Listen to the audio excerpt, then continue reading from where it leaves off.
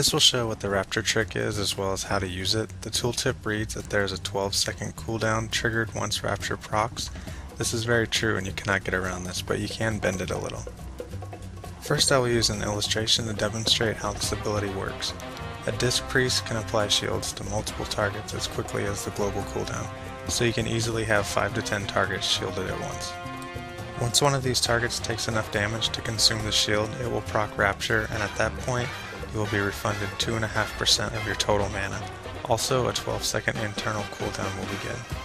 So say 6 seconds later the other shielded targets take enough damage to consume their shields.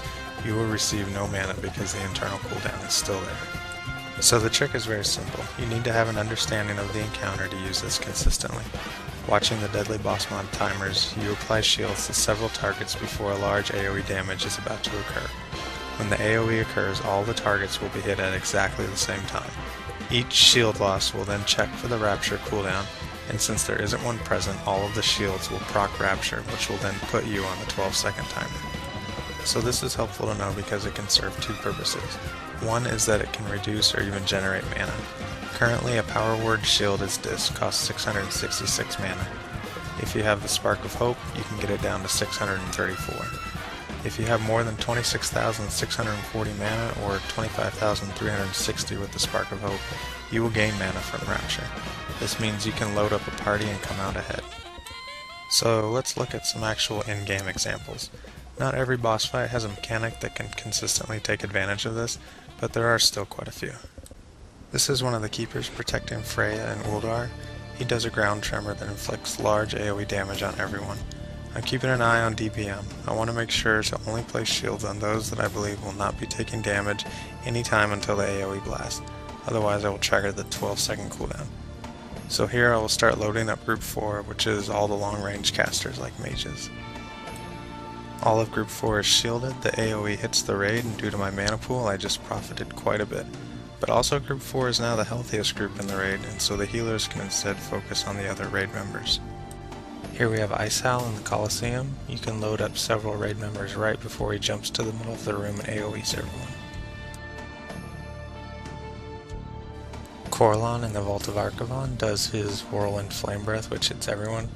This one can be kind of hard to time correctly though.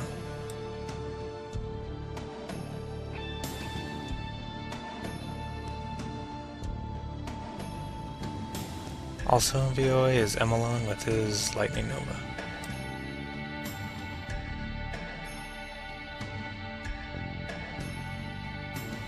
This is Kulligarn in Uldar.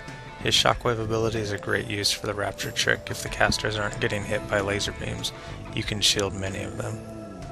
I'll speed up the video a little bit so you can see another Shockwave.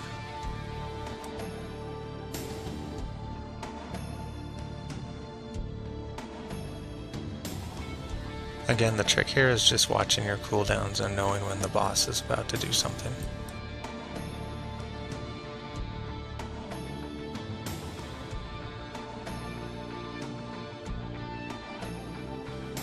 Here's Araya in Uldar. Her Shockwave is a frontal cone AoE that hopefully everyone is getting hit with.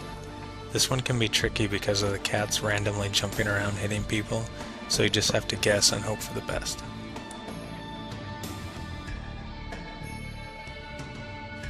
And as always, thanks for watching and thanks for your interest.